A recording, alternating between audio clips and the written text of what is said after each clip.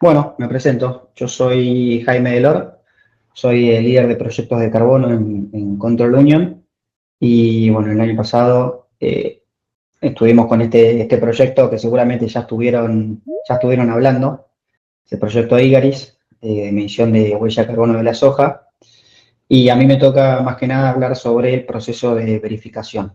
Así que sé que estamos con un poquito cortos de tiempo, así que voy a ir directamente al grano.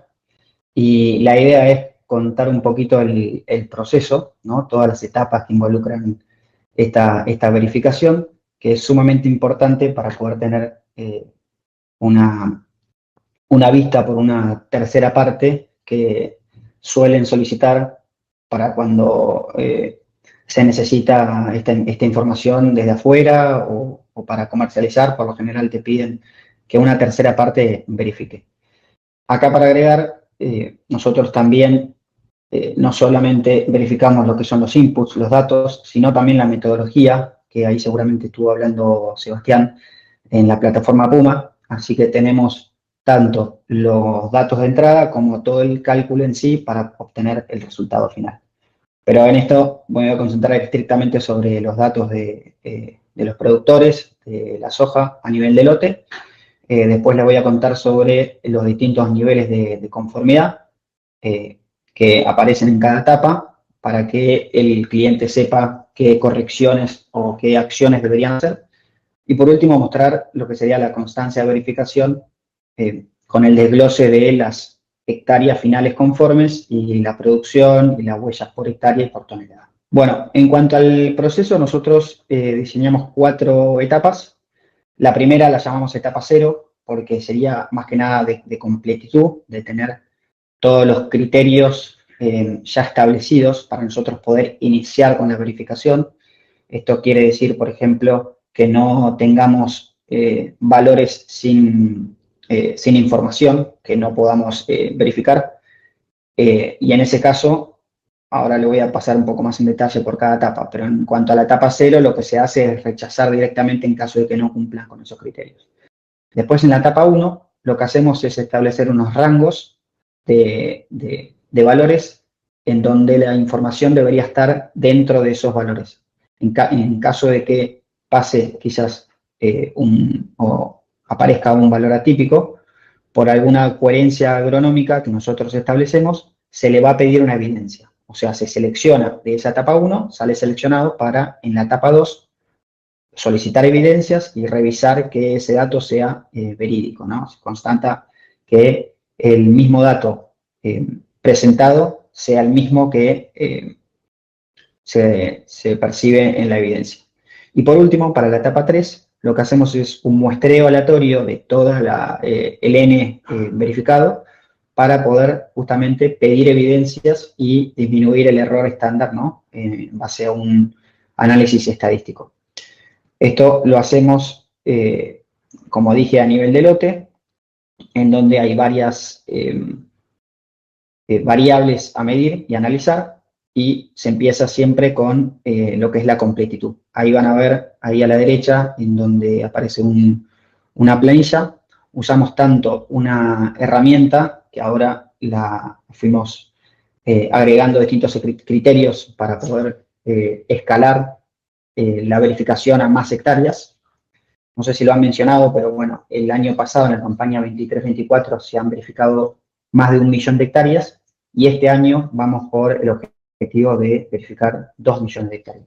Entonces, es un gran volumen de datos que hay que verificar, tanto de información a recopilar como de los cálculos, resultados y las verificaciones, ¿no? Entonces, ahí vemos que en la planilla aparecen varias cruces que nos indican a nosotros que no están cumpliendo con esos criterios establecidos. Algunos de los requisitos que son más de coherencia, como puede ser, por ejemplo, que el área sembrada tiene que ser siempre mayor que el área cosechada, o que tenemos que tener por lo menos un dato de superficie en el área sembrada, no puede ser 0.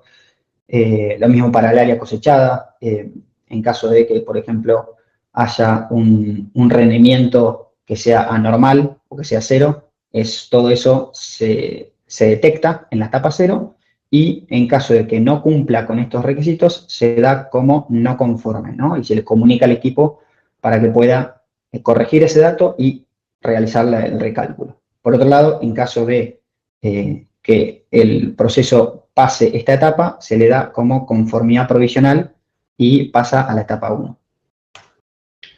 Acá en la etapa 1, como había dicho, lo que se hace es analizar la coherencia agronómica del lote, ¿no? En base a algunos rangos y algunas variables, ahí de vuelta como pueden ver en la planilla a la derecha, lo que se analiza es los rendimientos, el consumo de semillas, los fertilizantes que se aplican, tanto fósforo como nitrógeno, el combustible que se consume en el lote y también algunos inputs, ya sea por agroquímicos aplicados o lo que fuese. Todo esto hacen a la huella, por lo que es importante analizarlo, y como vemos acá, lo que se detecta en esta herramienta para rendimiento, por ejemplo, para soja, ahí vemos que hay un rendimiento de 14.000 kilos. Es algo imposible. Esto lo hemos eficientizado como para que salte en la etapa 0 y no tengamos que hacer un pedido de evidencias por un lote que tenga 14.000 kilos por hectárea. Pero, por ejemplo, en algunas aplicaciones hay nitrógeno que pueden llegar a ser como 47 kilos o 43 kilos.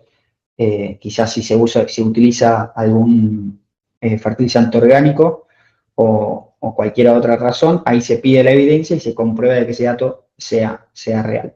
Nosotros, además de esta hoja que se ve ahí, en donde obviamente sigue más a la derecha, pero para hacerlo más sintetizado, esas son las principales variables que se suelen medir. También tenemos otra hoja en donde vemos el detalle en sí del lote, ¿no? De todos los labores que se suelen hacer para entender y comprender ese valor atípico que puede llegar a detectarse. En cuanto a los resultados, si se detecta un error, lo que se hace es ponerle sin opinión y pasaría a la etapa 2, en donde se solicita la evidencia. En cambio, si está todo bien y la herramienta no detecta ningún valor atípico, se da como conformidad provisional, saltea la etapa 2 y va a la etapa 3.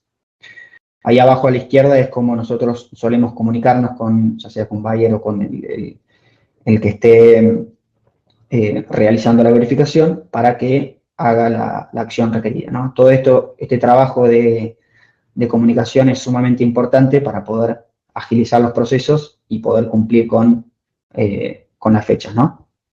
Después, en la etapa 2, que es estrictamente esto de revisar evidencias que se suelen obtener en base a lo que es la etapa 1, que se detectan estos valores atípicos, nosotros solemos entregar lo que es un instructivo al productor de las evidencias que nosotros necesitamos para corroborar esos datos. Como ahí pueden ver a la derecha, para, por ejemplo, superficies, solicitamos KMZ, mapas de siembra, para los rendimientos podemos pedir también alguna carta de porte, para labores también una orden de trabajo, consumo de semillas, algunas facturas, en donde, de vuelta, corroboramos que los valores obtenidos en la etapa 1 sean verídicos, ¿no? En cuanto a los resultados, acá ya sí hablamos de E2, etapa 2 conforme o etapa 2 no conforme, en caso de que la evidencia constate ese dato o que difiera, ¿no? Y acá hacemos una salvedad porque hay muchas veces en donde nosotros solicitamos que la evidencia contemple ya sea el nombre del establecimiento, el productor y el lote, para justamente hacer ese cruce y ver que efectivamente ese dato corresponde al lote en cuestión. En caso de que eso no pase, le damos una oportunidad más para que se corrija eso y vuelva a enviar esa evidencia. Y en caso de que no coincidan, ahí sí le damos como rechazado. En la etapa 3, ahora lo que hacemos es este muestreo aleatorio. No voy a entrar tanto en detalle en cuanto a la definición del tamaño de muestra ni la elección de las evidencias, pero como pueden ver a la derecha, se suelen pedir una variedad de evidencias dependiendo del productor o el establecimiento, que van desde, de vuelta, las superficies, el rendimiento, las labores y los fertilizantes. Eso es lo que recibe el productor.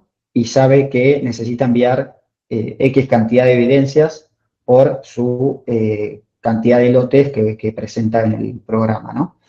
Y en cuanto a los resultados, vemos que en caso de que coincida la evidencia con el dato, que no necesariamente tiene que ser un valor atípico, puede ser un dato que haya pasado por todas las etapas, 0, 1 y 2, y haya salido muestreado aleatoriamente en la etapa 3 y se le pide esa evidencia.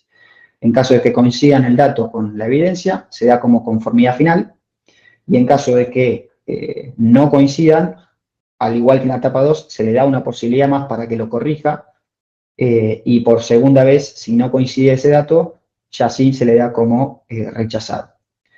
Y acá, en la etapa 2 y en la etapa 3, todos los recálculos que se suelen hacer, ya sea por rechazo o por no completitud, se vuelven a la etapa inicial. Entonces pasan por todo el proceso de vuelta. Eso suele pasar, es común, y de vuelta podrían salir muestreados en la etapa 3, una vez que se complete. Después, pasando a lo que es los niveles de conformidad, como vimos, tenemos por un lado lo que es conforme o conformidad. Esto quiere decir que cumplió con todos los requisitos. Se suele dar al final de la etapa 3, ya sea por lote, por establecimiento o por productor. Después está la conformidad provisional, que es cuando, por ejemplo, pasa la etapa 0 porque tiene todos los datos completos y es coherente.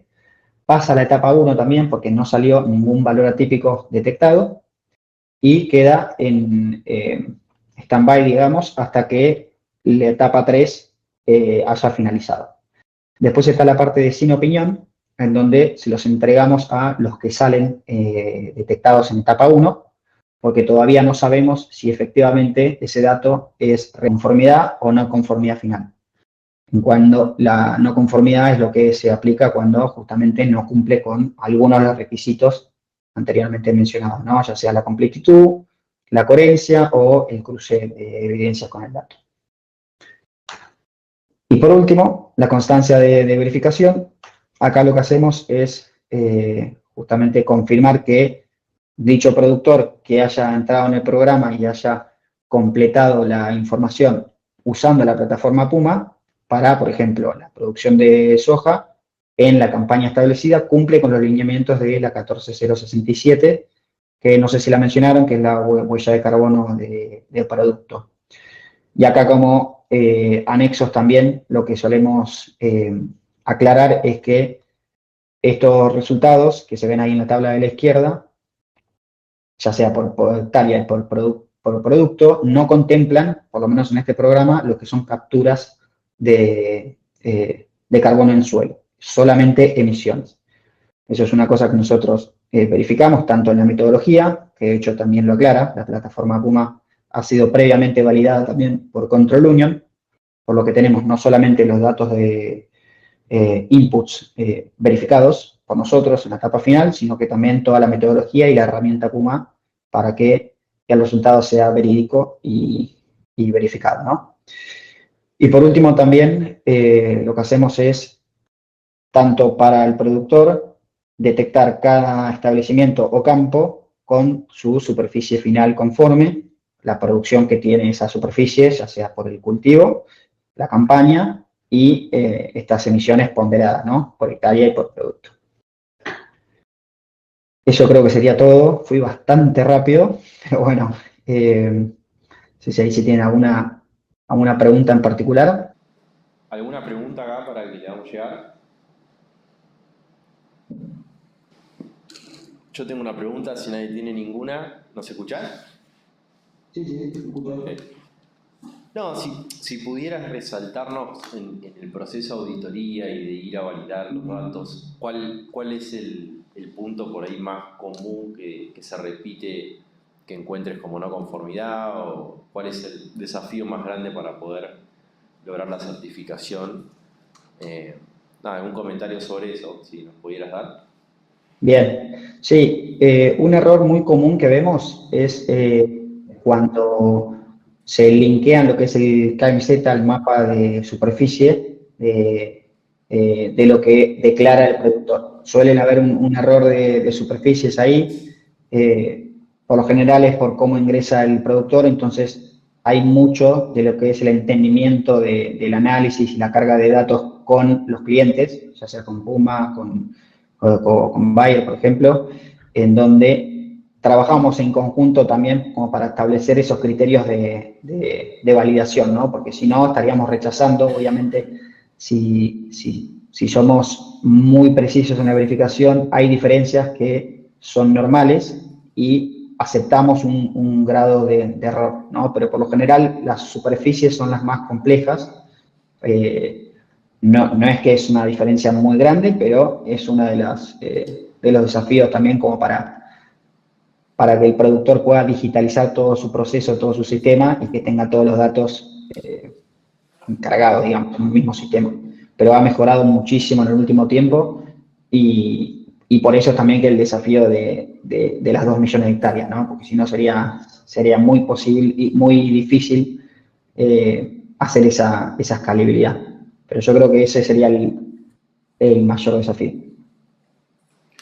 Bueno, Jaime, muchas gracias. Te hacemos llegar este aplauso. Gracias por